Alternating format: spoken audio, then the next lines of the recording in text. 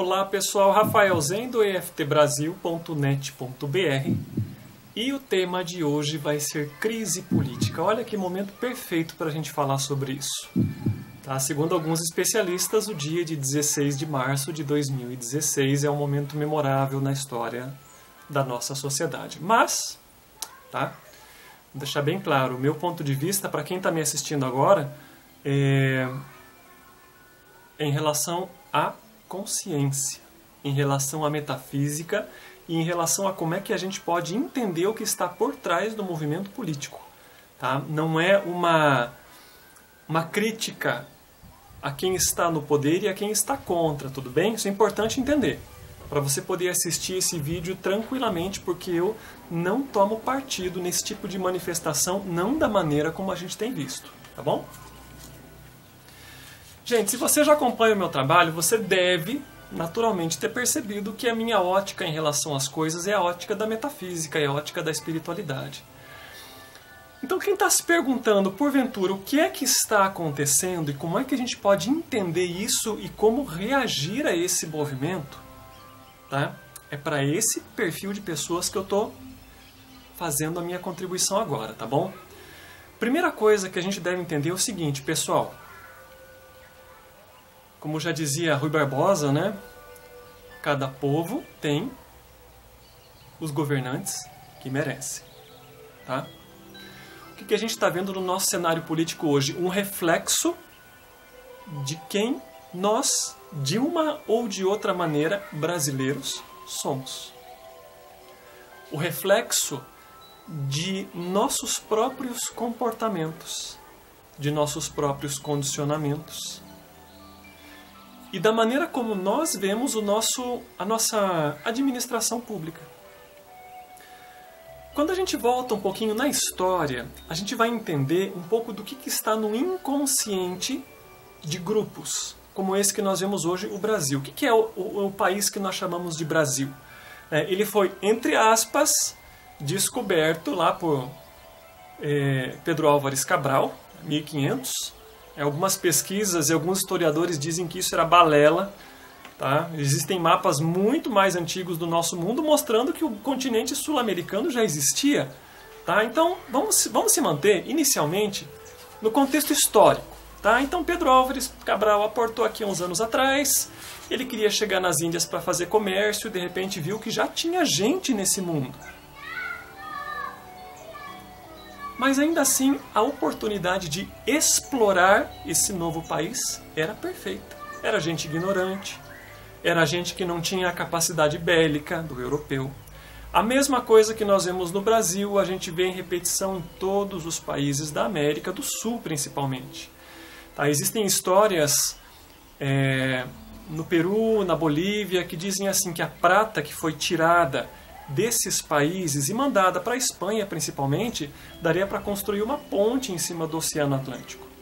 Então, são lugares que, historicamente, são concebidos como um local de exploração pelos governantes. É isso que gira no inconsciente desse grupo que vive nesse país lindo que nós estamos aqui, chamado Brasil. Tá? É um lugar em que as pessoas vêm para enriquecer, em que... Como é que a gente escuta aquele ditado que diz assim, o jeitinho brasileiro?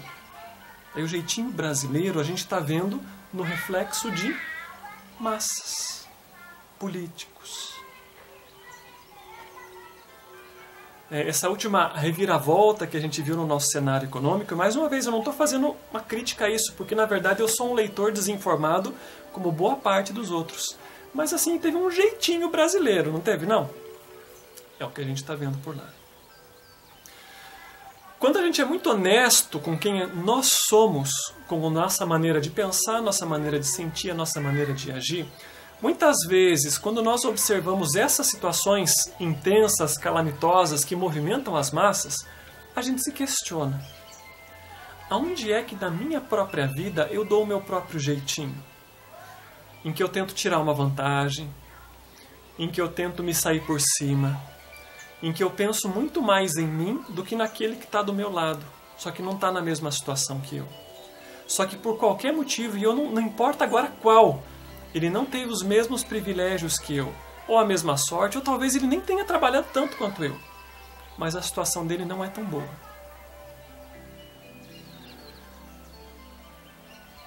Certa vez, durante uma das conferências de Krishnamurti, que foi um notável professor espiritual, o interlocutor perguntava, mas o que a gente faz em relação às guerras? Krishnamurti dizia, as guerras estão dentro de você. E ele não entendeu, mas como estão dentro de mim? Estão dentro de você. A raiva, o desentendimento, o egoísmo, tudo isso está dentro de você. Corrija a si próprio. E o resto, toma jeito sozinho. Então, o meu ponto de vista, olhando todos esses movimentos, não pelo lado político ou econômico, mas pelo lado da consciência, o que nós estamos vendo? Essa convulsão social, na realidade, reflete a convulsão em que nós, como seres humanos, estamos vivendo hoje. Então, vamos fazer um retrato fiel? Nós temos uma crise política, nós temos uma crise econômica, nós temos uma crise de recursos hídricos, grave em alguns lugares. Quando não chove, seca. Quando chove, alaga. Então, nós estamos numa crise de temperatura. Essas oscilações de temperatura muito intensa que nós estamos tendo. Eu moro no Cerrado, por exemplo, e nós estamos no período da quaresma. E a quaresmeira, que é uma flor típica dessa época, não abriu. Tá? Todos nós estamos percebendo que alguma coisa está errada. Se nós formos conceber que o nosso país, que o nosso mundo, porque nós não estamos vivendo uma crise unicamente no Brasil, a gente tem que abrir o olho, pessoal. Tem uma crise acontecendo de refugiados em vários lugares. Existe uma crise econômica na Grécia, existe crise em países europeus. Só que a gente está olhando um pouquinho para o nosso umbigo, porque é aquilo que está para nós, que está acessível. Tá? Mas, por exemplo, a crise de temperatura é um fenômeno mundial. Então a gente deve se questionar o que é que isso significa. Qual é a mensagem que isso traz para nós? E a gente vai ver que a coisa é mais profunda do que parece. Como eu comecei a dizer agora há pouco, eu pessoalmente não vejo um fim para esse movimento a curto prazo. Não enquanto nós, e eu digo nós, seres humanos, não fizermos a nossa parte. Que parte é essa? Você tem que arregaçar as mangas. Você tem que ser responsável. Você tem que fazer a mudança que você quer no mundo. Enquanto você está aí no Facebook mandando recadinhos, se queixando, reclamando, tá? Reclamação é sempre sinônimo de vitimismo e você não é vítima de nada, tá? A gente tem que tirar a ideia da vítima, do inconsciente das pessoas e de que alguém vai resolver o nosso problema, porque não vai. O que essa crise está buscando provocar em nós é atitude. Faça a sua parte, faça a sua mudança. Comece na sua família, no seu bairro, na sua cidade. E naturalmente as coisas se ajeitam. Quando a gente fala em termos de crise econômica, não é diferente. Quando a gente fala em termos de fenômenos climáticos, não é diferente. Porque isso reflete o inconsciente coletivo. Isso reflete a consciência coletiva, que é o fenômeno que nós estamos percebendo agora. Tem um documentário bastante interessante sobre isso. Vou deixar o link para vocês assistirem agora. Chama Crossroads, ou em português Encruzilhada. Dores do parto de uma nova civilização. Tá? Um documentário muito bacana que mostra um pouco desses reflexos que eu mencionei agora. Então a grande pergunta nesse momento é: o que é que nós queremos deixar para os nossos filhos, para os nossos netos, para os nossos descendentes? Se você quer um mundo melhor, faça um mundo melhor. Não espere que alguém resolva o seu problema, porque isso não vai acontecer. Seja a mudança que você quer ver no mundo. Ou o mundo, o seu mundo, ele não se transforma. E todos esses movimentos globais, eles são o quê? Um movimento de convulsão. A gente poderia utilizar duas metáforas. tá? Nós estamos no momento do parto. E as dores, elas estão aí. Tá? As mulheres sabem, né, que esse é o momento decisivo, para o qual ela se preparou durante 9 meses. E se ela não tiver força, não tiver garra, ela desiste no meio do caminho. E a mulher se retira do espetáculo e o médico assume o processo. Alguém resolveu o problema dela. Simples, não? A lagarta, ela sabe que um dia ela vai se transformar numa borboleta, mas antes ela precisa entrar no casulo. Nós estamos no momento do casulo agora, decidindo afinal de contas que tipo de borboleta nós seremos.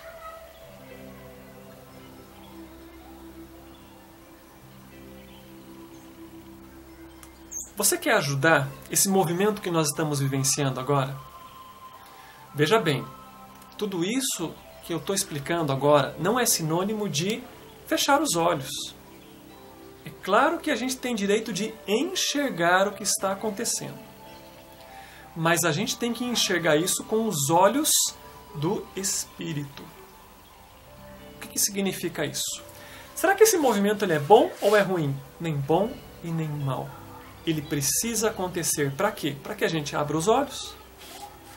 Nada do que acontece é mal. É um mal relativo, porque as dores do parto, será que elas são ruins? O resultado sempre é bom. Mas ele é necessário para que nós façamos a nossa parte. E a gente pare de acreditar que alguém vai resolver o problema. Tá, vamos entender um pouquinho mais desse contexto de outro ponto de vista? Tá? Por exemplo, alguns estudos mostram que cerca de 30% da energia elétrica consumida por uma casa é gasta no chuveiro. É muita coisa. E a gente consegue solucionar isso, ou pelo menos amenizar o problema, com soluções de aquecimento solar. Eu, por exemplo, na minha casa não tenho chuveiro elétrico. Tá? No sítio em que eu moro, tá, eu tenho energia solar também. Então a gente tem que, de alguma maneira, fazer a nossa parte. Ao invés de ficar reclamando que o governo federal não levou a energia para lá, eu tenho que fazer. A gente tem que buscar soluções. E não é à toa que existe um movimento novo de soluções acontecendo no mundo. Tá? Técnicas novas de terapia, extraordinárias, fantásticas, EFT e demais técnicas de psicologia energética, não dá nem para dizer o nome, porque são muitas. Técnicas de regressão. Hoje em dia a meditação bate na sua porta. Tá? Se você assistir os meus vídeos, está cheio de material falando sobre isso, autoconhecimento, crescimento. Tá fácil. Só que a gente tem que aplicar. Assistir os vídeos não vai mudar quem você é. Reclamar da política econômica e financeira não muda quem você é. Então a primeira dica para você é o seguinte: veja, observe, aprenda, você pode sim tomar uma postura. E eu vou dizer assim, tá nítido que esse movimento, né, que isso que está acontecendo dentro de Brasília, tem gato nesse mato, não tem? Tá estranho, não tá? Mas tudo bem, não toma isso como um comentário pessoal. Mas reclamar, postar mensagens no Facebook, xingamentos, reclamações, o que é que faz isso? Vamos entender agora a metafísica do processo. Essa é a parte mais importante. Cada vez que eu penso em alguém, eu me conecto com essa pessoa num nível sutil. Tá?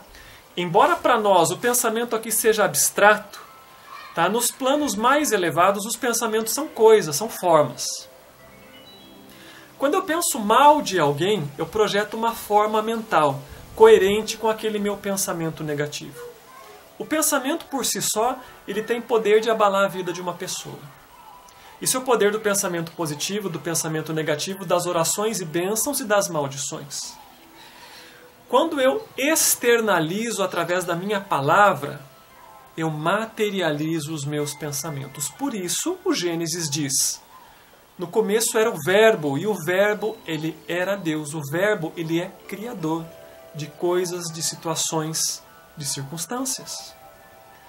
Uma reclamação de Facebook, ela é uma reclamação a nível mental, mas quando eu reclamo com o meu vizinho de qualquer movimento, eu estou dando forma para esse pensamento, através da minha própria energia, e projetando essa forma mental cristalizada naquela pessoa que está lá na ponta, que vai receber isso de maneira positiva ou negativa, em função daquilo que eu carreguei naquele movimento. Mas é importante entender que para que eu consiga envenenar uma pessoa, primeiro quem produz o veneno sou eu. E eu também sou o primeiro infectado no processo. Então as reclamações, elas não ajudam. Não solucionam o problema. Elas só te complicam a vida. Você se transforma numa vítima envenenada. Você quer ajudar nesse processo? Você quer facilitar a transição de mundo em que nós estamos agora? Volte-se para dentro de si. Procure onde tem corrupção nos seus pensamentos. Onde tem mentira, mesmo aquelas que você conta para si próprio. Aonde tem egoísmo, aonde tem mesquinharia, aonde às vezes a gente tenta ajeitar as coisinhas, mesmo que seja no prejuízo do vizinho. Procura isso em você. Se você encontrar, ótimo, você está despoluindo o nosso ambiente mental comum, mundial, nacional, familiar.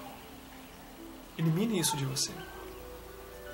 Se você quer ajudar isso num nível mais elevado, eu vou falar só da técnica mais simples e mais acessível. Tem várias maneiras da gente fazer isso. Quem conhece Reiki, manda Reiki lá para Brasília. Se você conhece Ho'oponopono, faça Ho'oponopono. Perdoe esses movimentos de consciência infelizes que estão acontecendo agora. Infelizes por um certo lado. Porque muitas vezes a divindade ela nos coloca em situações difíceis como preparação para aquilo que está por vir, que sempre é maior do que a situação em que nós estávamos. Imagina a seguinte situação. Você é um personagem aí que está me ouvindo de nota 5. Quando você enfrenta problemas de nota 3, você tira de letra. De nota 4 também é simples. De nota 5 você faz um esforcinho, mas dá para tirar de letra. E quando vem um problema de nota 6? Você tem duas opções. Você se transforma numa pessoa de nota 6 e você cresce com o problema. Ou você coloca o rabo no meio das pernas e o problema, ele, entre aspas, vai embora. Depois ele retorna. E vai te pressionar ainda mais. E ele retorna. E talvez ele se transforme num câncer dentro de você. Tá? Ciclos da doença, ciclos políticos, ciclos ambientais, todos eles seguem o mesmo perfil. São fractais. São arquétipos. São movimentos da consciência superior para o nosso despertar. Então, quando você se sintonizar nessa situação política e econômica, muito cuidado com o que pensa. Não se conecte nisso. Se você visualiza essas situações, isso te causa raiva, revolta, tristeza, medo. O que essas situações elas estão te mostrando é que essas emoções negativas elas já estão dentro de você. Por isso Krishnamurti dizia: a guerra está dentro da gente. Elas estão aí no seu coração. E essas situações elas estão apenas mostrando isso. Você tem duas opções. Nós sempre temos opção. Escolha. Você pode permitir a raiva dentro de você. Você pode ficar revoltado e arrancar os cabelos. Ou você aproveita esse espelho que o universo nos dá e elimina essa negatividade de dentro de você. E se sente em paz.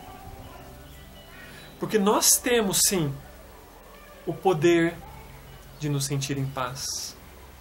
O poder de perdoar. O poder de decidir.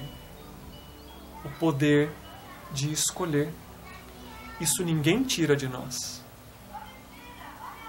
Você também tem o poder de se sentir vítima, mas vai ter que assumir todas as consequências que isso traz para você. Tá? Se a gente fosse fazer uma EFT agora, o tema ia ficar extenso. Procura lá no meu site, olha no meu canal do YouTube, aprenda a fazer EFT, elimine essa negatividade de você. Você sabe fazer oração? Todo mundo sabe. Mas a minha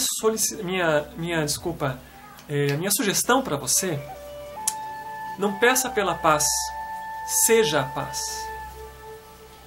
Não peça pela justiça, seja a justiça. Aprenda a oração antiga. Eu também tenho um vídeo muito bom sobre isso. Peça, não peça. Afirme. Viva aquilo que você quer ver. E as coisas vão se transformando no seu mundo.